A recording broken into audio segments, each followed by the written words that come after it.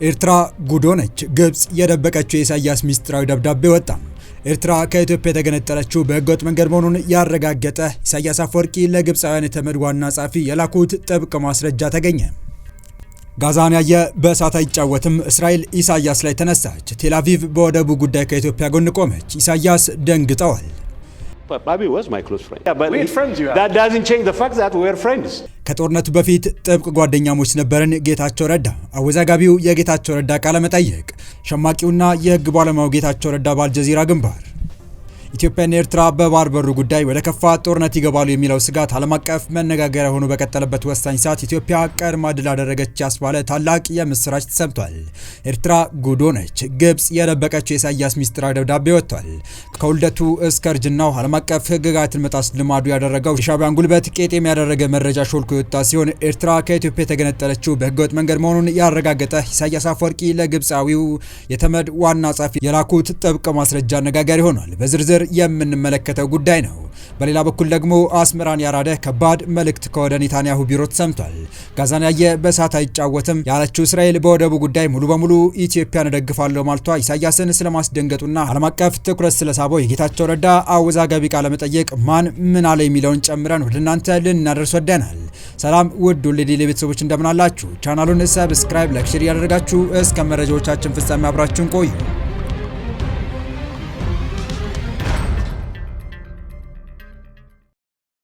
ኢትዮጵያ የባህር በር እንድታጣና አጠቃላይ ኤርትራን በህገወጥ መንገድ መገንጠሏን የሚያሳይ የተረጋገጠ ሰነድ መገኘቱ ተገልጿል። በተለይም ፕሬዚዳንት ኢሳያስ አፈወርቂ ለቀድሞ የተባበሩት መንግስታት ድርጅት ጴጥሮስ ጋሊ የጻፉት የሽግግር መንግስቱ ስለ አሰብና ቀይ ባህር እንዲሁም ስለ ኤርትራ አይመለከቱም ሲሉ የጻፉት ደብዳቤ በእርግጥም ኤርትራ በህገወጥ መንገድ ስለመገንጠሏ ያሳያ ነው ተብሏል። ይህ ደብዳቤ በተለይም ታሪካዊ የሆነ ደብዳቤ ከመሆኑ ጋር ተያይዞ አሁን ኢትዮጵያ ለተባበሩት መንግስታት ድርጅትና ለሌሎች የዓለም አቀፍ ተቋማት እያቀረበች ያለውን አመክንዮ በእርግጥ ያረጋገጠ ነው ተብሏል። በዚህም ኤርትራ በዓለም አቀፍ ፍርድ ቤት ከኢትዮጵያ ጋር የቀይ ባህር በር ጉዳይ በሚመለከት ወደ ክስ ብትሄድ እንደምትረታ የሚያሳይም እንደሆነ ነው የተገለጸው። በኢትዮጵያና በኤርትራ መካከል የተጀመረው የባህር በር ይገባኛልና ኢትዮጵያ የሉዓላዊ ግዛቴን ለማስመለስ የማደርገው ህጋዊ የሆነ እንቅስቃሴ ነው ስትል ድምጿን ያሰማችበትን በዓለም አቀፍ ህግም ሆነ በቀጠናዊ ያሊያም በአፍሪካ ህብረትም ጨምሮ በተለያዩ ዓለም አቀፍ ተቋማት የተደገፈው የኢትዮጵያ አካሄድ ያልተመቸው የሻዕቢያ መንግስት እስካሁን ኢትዮጵያን ሲወቅስበት የነበረውን አካሄድና በተለይም በኢትዮጵያ ላይ ሲያነሳ የነበረውን ክስ የሚጥል ኢትዮጵያን ደግሞ ባለመብትነቷን የሚያረጋግጥ አዲስ ሰነድ ስለመውጣቱ ተሰምቷል። በተለይም ይህ ሰነድ ራሳቸው ኢሳያስ አፈወርቂ ለተባበሩት መንግስታት ድርጅት የቀድሞ ዋና ጸሐፊ ግብፃዊ ጴጥሮስ ጋሊ የጻፉት የሽግግር መንግስቱ ስለ አሰብና ቀይ ባህር እንዲሁም ስለ ኤርትራ መገንጠል አይመለከተውም ሲሉ የጻፉት ደብዳቤ በእርግጥም ኤርትራ ከኢትዮጵያ የተገነጠለችበት መንገድ የኢትዮጵያን ሉዓላዊነት የሚጥስና እንደዚሁም በህገወጥ መንገድ እንደተከናወነ የሚያረጋግጥ መሆኑን በርካታ የጂኦፖለቲክስና የዓለም አቀፍ ግንኙነት ባለሙያዎች ማመላከታቸው ተሰምቷል። በተለይም በዚህ አዲስ ወጣ በተባለው ሚስጥራዊ ደብዳቤ ኤርትራ ከዚህ ቀደም ከኢትዮጵያ ጋር የነበራትን ግንኙነት ያቋረጠ መቶ በመቶ ህጋዊ ባልሆነ መንገድ መሆኑን ከማረጋገጡም በላይ ኢትዮጵያ አሁን ያነሳችውና የኢትዮጵያ ግዛት የሆነው ደብዳቤ የቀይ ባህርን ቀጠና ግዛት ሙሉ ለሙሉ የኢትዮጵያ መሆኑን እንዳረጋገጠ ይታመናል ሲሉም እነኚሁ ባለሙያዎች ገልጸዋል። በተለይም ፕሬዚዳንት ኢሳያስ አፈወርቂ ለቀድሞው የተባበሩት መንግስታት ድርጅት ጴጥሮስ ጋሊ የጻፉት ነው የተባለው ይህ ደብዳቤ አሁን ላይ መገኘቱ ኢትዮጵያ እያቀረበች ያለውን ጥያቄ የበለጠ የሚያጠናክርና የኢትዮጵያን ታማኒነትና ህጋዊነት በእጅጉ ያረጋገጠ ነውም ተብሏል። በተለይም በቀድሞ ዘመን የግብጽ የውጭ ጉዳይ ሚኒስቴር በመሆን ኢትዮጵያን ለመከፋፈልና ኤርትራም እንድትገነጠል የተለያዩ አሸባሪ ቡድኖችን ታጣቂዎችንና እንደዚሁም ፕሬዚዳንት ኢሳያስ አፈወርቂ የሚመሩትን የሻዕቢያ መንግስት አገዛዝ በኤርትራ ላይ እንዲሰፍን ጥረት ሲያደርጉ የነበሩትን በኋላ ላይ ወደ ተባበሩት መንግስታት ድርጅት ጸሐፊነት የሄዱት ጴጥሮስ ጋሊ ከፕሬዚዳንት ኢሳያስ አፈወርቂ ጋር በነበራቸው ጥብቅ ቁርኝነት ኤርትራ እንድትገነጠል በነበራቸው ስልጣን አበክረው ሲሰሩ እንደነበረ መረጃው አመላክቷል። በተለይም ኢሳያስ አፈወርቂ ለጴጥሮስ ጋሊ የጻፉት ደብዳቤ በወቅቱ ማለትም ግንቦት 1983 ዓ.ም ደርግ ከወደቀበት ቀን ጀምሮ ሀገሪቱን እስከ 1987 ዓ.ም ሲመራ የነበረው የሀገሪቱ የሽግግር መንግስት በኤርትራ ጉዳይ ላይ በለንደን ስብሰባ ተቀምጦ እንደነበር የተነገረ ሲሆን በተለይም ኤርትራ እስከተገነጠለችበት 1985 ዓ.ም ድረስ ባሉት 2 ዓመታት የሻዕቢያ መንግስት የኤርትራን ሀብት ሲዘርፍ እንደነበረና በዘረፈው ሀብት መልሶ ኢትዮጵያን ለመጋት ጦር ሲያደራጅ እንደነበረ የሚያሳይ ነው የተባለ ሲሆን ከዚህም ባለፈ ሻዕቢያ ዓለም አቀፍ ሕግንም ሆነ ቀጠናው የሚተዳደርበትን እንደዚሁም በአህጉር አቀፍ ደረጃ የአፍሪካ አንድነት የሚተዳደርበትን የሀገራትን የሉዓላዊ ድንበርና እንደዚሁም የግዛት አንድነትን በሚጥስ አግባብ ሕግን ያልተከተለና መርህ የጣሰ አካሄድ በመከተል ኤርትራን በህገወጥ መንገድ ከኢትዮጵያ መገንጠሉን ያረጋገጠ ነውም ተብሏል። በተለይም ኢሳያስ አፈወርቂ ለቡትሮስ ጋሊ የጻፉት ደብዳቤ በተጨማሪም በወቅቱ የነበረው የሽግግር መንግስት ከኢሳያስ አፈወርቂ ጋር ትንቅንቅ ውስጥ እንደነበረ የሚነገረው ነገር በእርግጥም ኢሳያስ አፈወርቂ ኢትዮጵያንም ጠቅልሎ ለመቆጣጠር ፍላጎት እንደነበረው የሚያሳይ ነው ተብሏል። በሌላ በኩል ፕሬዚዳንት ኢሳያስ አፈወርቂ በወቅቱ በስልጣን ሲጋራቸው ከነበረው ኃይል ጋር በአዲስ አበባና በለንደን ባደረጉ ስብሰባ ኤርትራ በኢትዮጵያ ቅኝ ግዛት የተያዘች ሀገር ነች፣ አሁን ነጻ መውጣት አለባት የሚል ጭፍን ጥላቻ የተመሰረተ አቋም ያራምዱ እንደነበረ በማስታወስ በወቅቱ የተጻፈው የደብዳቤ ኤርትራ በማን አለብኝነትና በራሷ ፍቃድ መገንጠሏን ያመላከተ ሆኗል።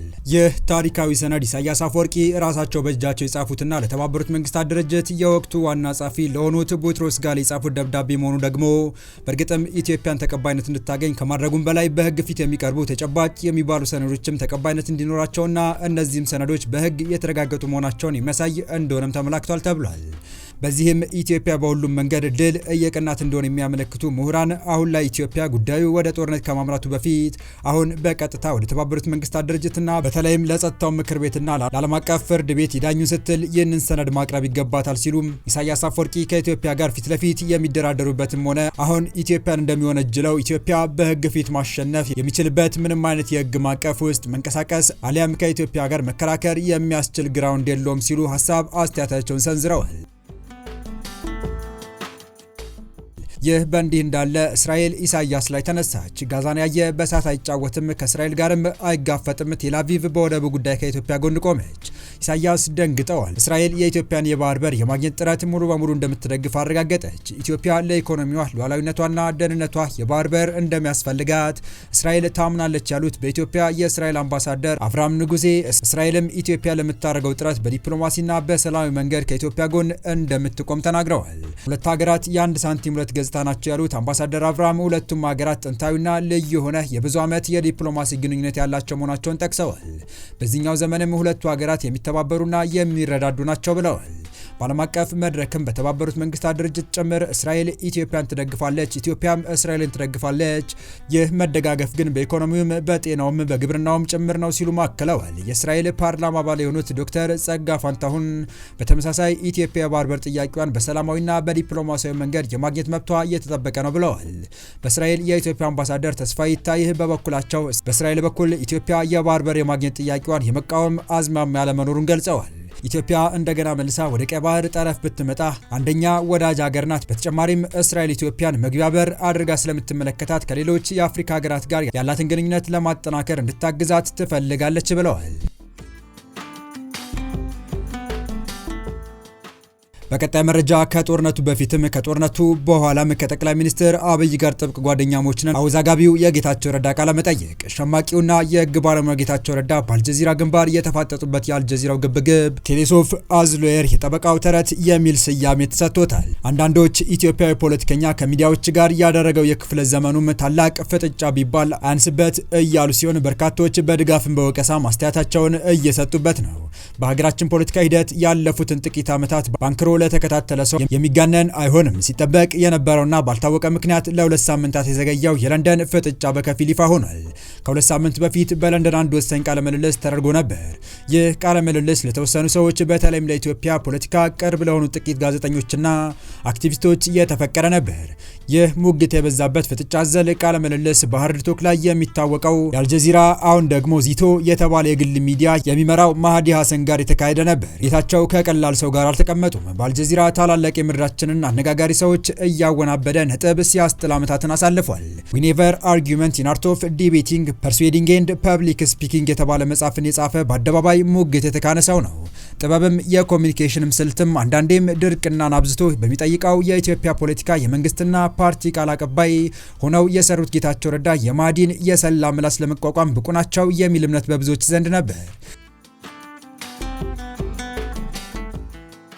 ነገር ግን በሰሜኑ ጦርነት የህወሓት የፕሮፓጋንዳ ግንባር የነበሩት ጌታቸውም በወቅቱ ሲናገሯቸው የነበሩ አቋማቸው ከፌዴራል መንግስት በተለይም ከጠቅላይ ሚኒስትሩ ጋር ይሰራል ብሎ የሚገምት አልነበረም። ይህ በመቀሌና አዲስ አበባ የመስራታቸው ነገር ነው በአደገኛው ጋዜጠኛ የሰላ ምላስ ውስጥ ያስገባቸው።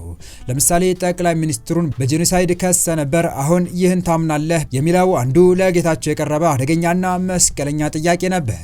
ለዚህ ጥያቄ የጠቅላይ ሚኒስትሩ የምስራቅ አፍሪካ ጉዳዮች አማካሪው ጌታቸው ረዳ የሰጡት ምላሽ ታዲያ በርካቶችን እያነጋገረ ይገኛል። ነገሮችን ማደበላለቅ ተገቢ አይደለም በማለት ምላሽ መስጠት የጀመሩት ጌታቸው በምላሻቸው ያኔ ከባድ ጦርነት መካከል ነበርን፣ አሁን ደግሞ ጦርነት አብቅቶ የጋራ ሀገራችን ወደ ሰላም ለማሻገር በጋራ ለመስራት እየሞከርን ነው። ያኔ ተገቢ የሆነውን ነገር ተናግሬያለሁ። አሁን ግን ለእያንዳንዱ ንግግሬ ኃላፊነት መውሰድ ያለብኝ ቦታ ላይ ነኝ። ስለዚህ እንደ ህግ ባለሙያ ሆኜ የማውራ ስለዚህ ከህግ አኳያ ገለልተኛ መርማሪ አካል አጣርቶ ማስረጃ ባላቀረበበት ሁኔታ ማንም ወንጀለኛ ብዬ የመጥራት መብት የለኝም ሲሉ ብስለት የተሞላበትና ተጨማሪ ግጭቶችን በማይቀሰቅስ መልኩ መልሰዋል። አብይና ጌታቸው አንድ ላይ መስራታቸው በበርካቶች ዘንድ ያልተጠበቀ ቢሆንም በእጅጉ ተቀባይነትን እያገኘ ነው።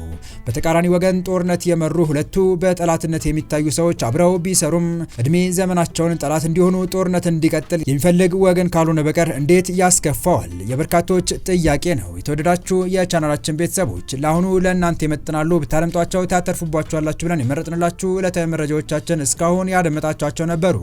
በተመሳሳይ ሀገራዊና ቀጠናዊ ጉዳዮች እንዲሁም ዓለም አቀፋዊ የጂኦፖለቲካ ወታደራዊና አነጋገር ክስተቶችን ለበለት ተከታትለን በትኩስ ይዘን እንደምንቀርብ እያሳወቅን የቻናሉ ቤተሰብ ካልናችሁ ሰብስክራይብ፣ ቪዲዮን ላይክ እና ሼር በማድረግ ተደራሽነታችን ታሰፉ ዘንድ አክብሮታዊ ግብዣችን ነው።